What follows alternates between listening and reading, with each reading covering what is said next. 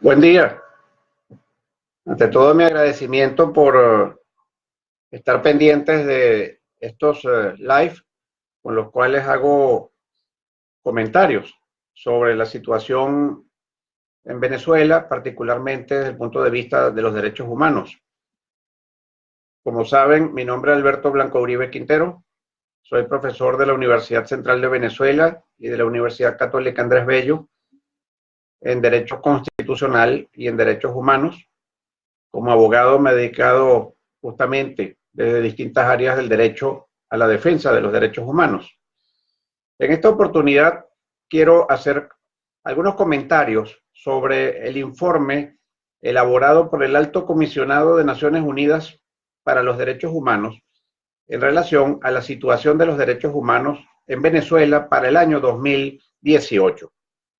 Lo primero que debo constatar es el paralelismo casi al mínimo detalle que existe en comparación con el informe presentado también para el año 2017-2018 por la Comisión Interamericana de Derechos Humanos. En cuanto a la metodología empleada por la Oficina del Alto Comisionado, es menester indicar que se basó esencialmente en alrededor de 150 entrevistas entre víctimas de violación de derechos humanos, testigos, la sociedad civil, profesionales, abogados, médicos, periodistas, profesores universitarios, estudiantes universitarios, etcétera. Y debió ser así porque, como sabemos, lamentablemente, la Oficina del Alto Comisionado de Naciones Unidas para los Derechos Humanos, al igual que la Comisión Interamericana de Derechos Humanos, tienen prohibida la entrada al territorio venezolano por parte del gobierno que allí se encuentra. Aquí habría que aplicar un poco aquello de la sabiduría popular en relación a que cada pulpero alaba su queso. Es decir, si el pulpero está orgulloso de su queso, pues es el primer llamado a exhibirlo, a ofertarlo, a mostrarlo, a hacerlo degustar para que la gente lo consuma. En cambio, cuando el ser humano está avergonzado de lo que hace, su primera inclinación, digamos, instintiva, es a ocultarlo, a tapar aquello de lo cual se siente vergüenza.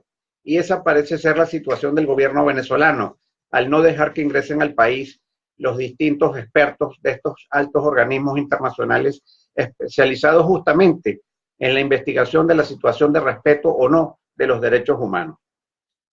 La gran conclusión, hay que mencionarla de entrada, es la existencia en Venezuela de un sistema amplio de represión a la disidencia política.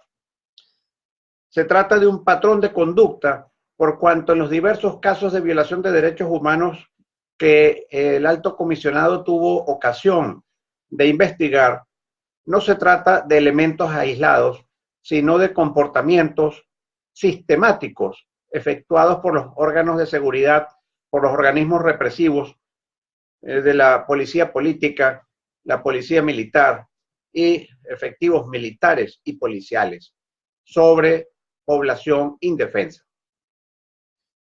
Esencialmente, el contexto dentro del cual se sitúa toda esta situación, todas estas circunstancias que se encuentran presentes en Venezuela, conllevan a la demostración de la erosión del Estado de Derecho.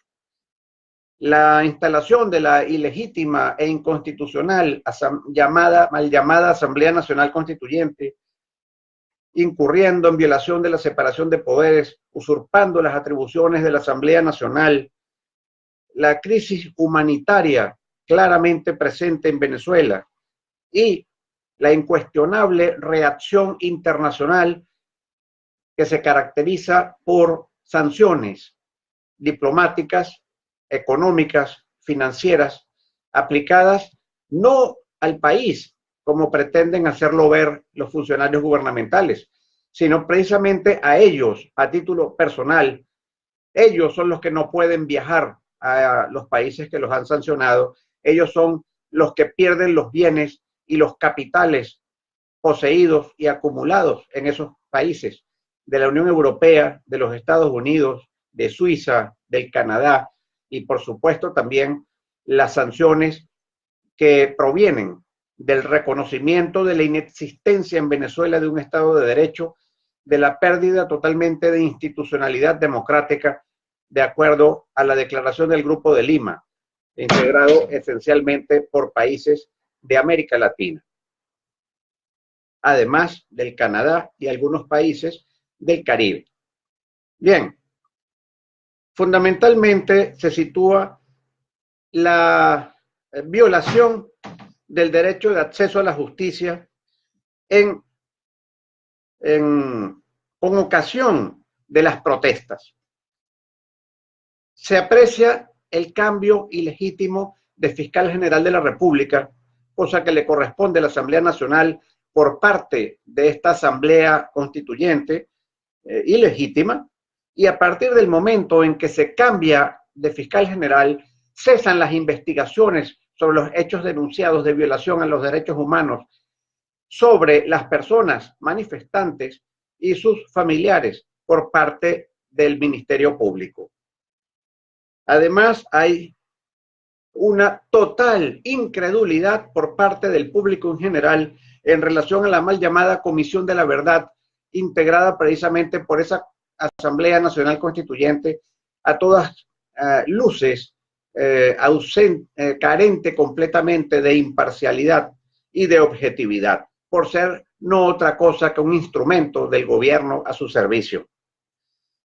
Bien, se destaca la violación entonces del derecho de acceso a la justicia, el uso excesivo de la fuerza, particularmente con ocasión de lo que llaman operaciones de liberación del pueblo, OLP, que entre los años 2015 y 2017 implicaron aproximadamente 505 muertes, donde se encuentran incluidos 24 niños.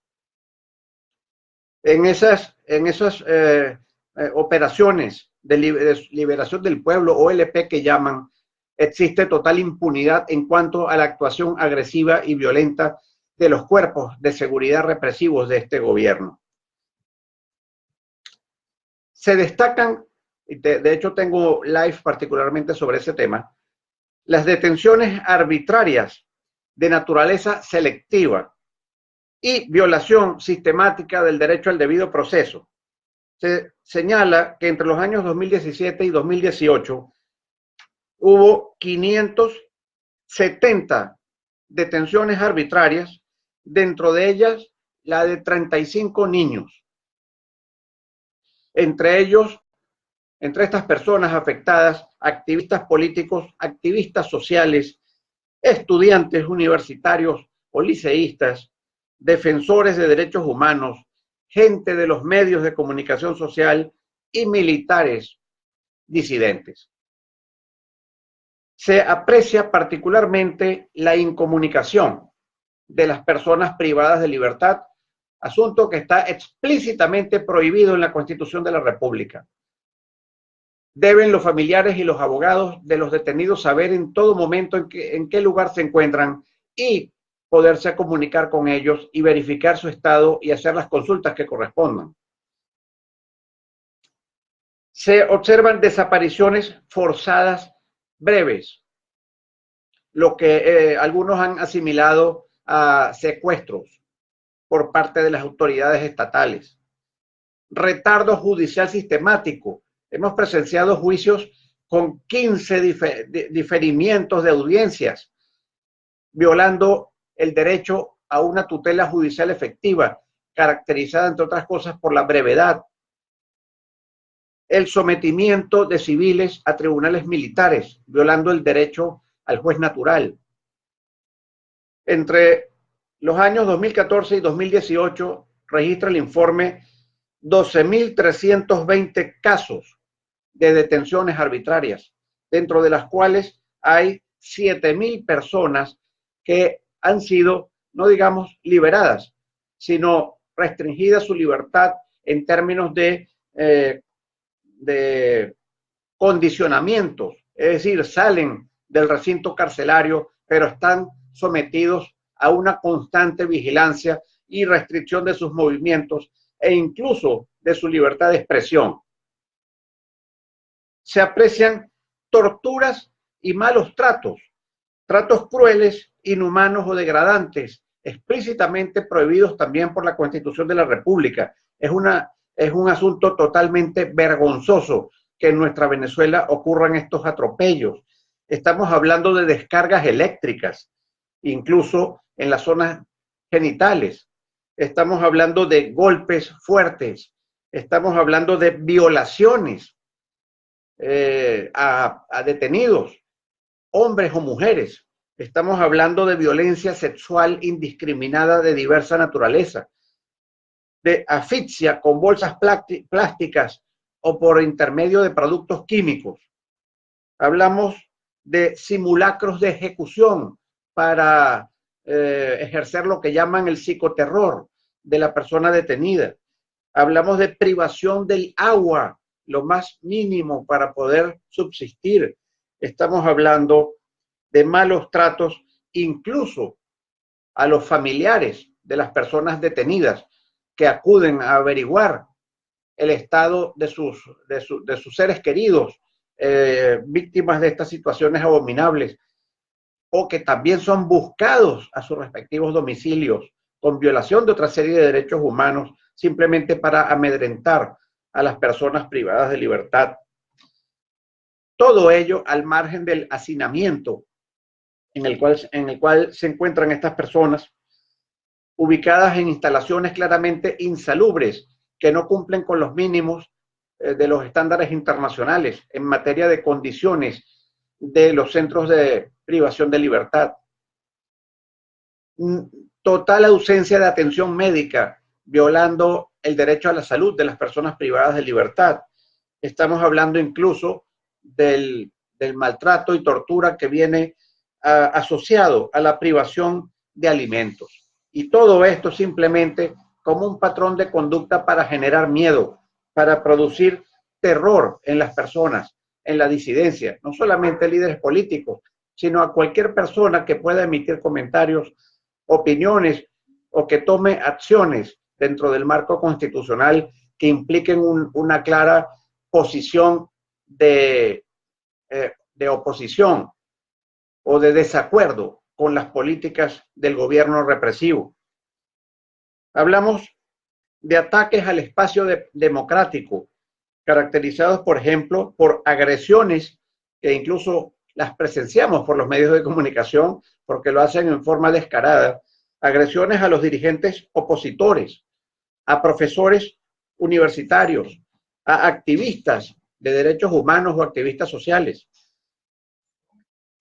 acusados, como lo escuchamos todo el tiempo, sin previo juicio, simplemente por los medios de comunicación controlados en un porcentaje descabellado por los representantes gubernamentales y sus afectos, de terrorismo, de traición y otros delitos graves.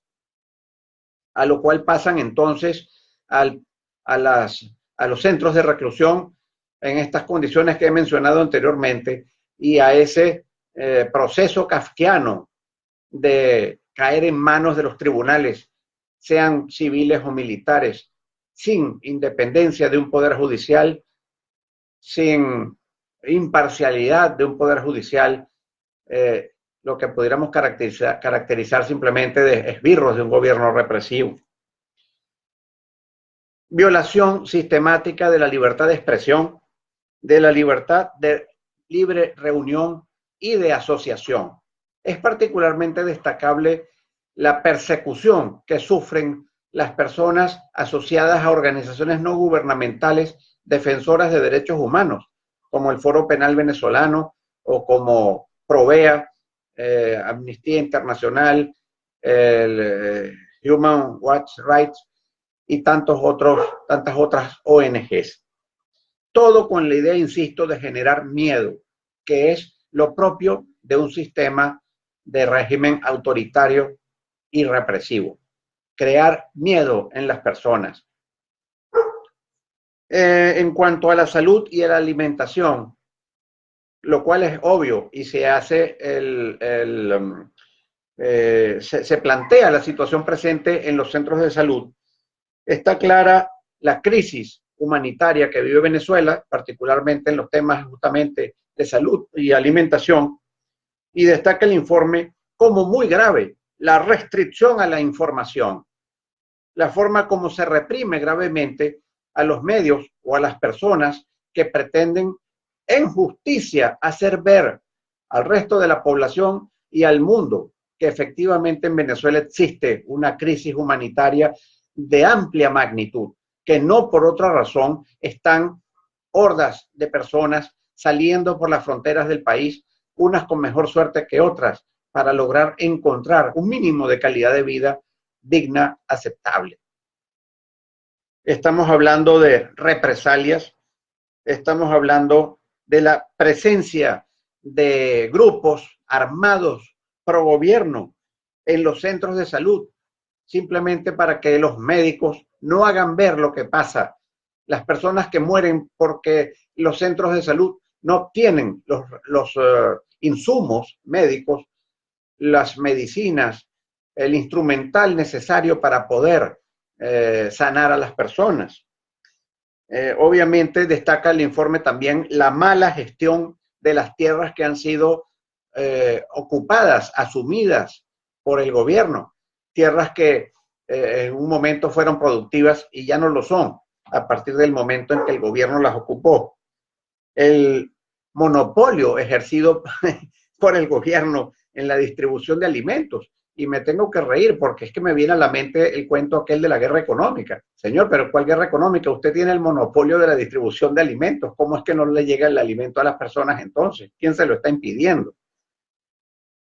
Y por supuesto, el tema gravísimo de la malnutrición y peor aún de la desnutrición, particularmente de naturaleza infantil, que ha causado ya tantas muertes, y el tema de la supervivencia, personas buscando qué comer, incluso en los centros de acopio de basura o por las calles, en las bolsas de basura abiertas por personas buscando lo que sea para poder comer y sobrevivir. Una circunstancia realmente vergonzosa, una circunstancia que realmente es dolorosa.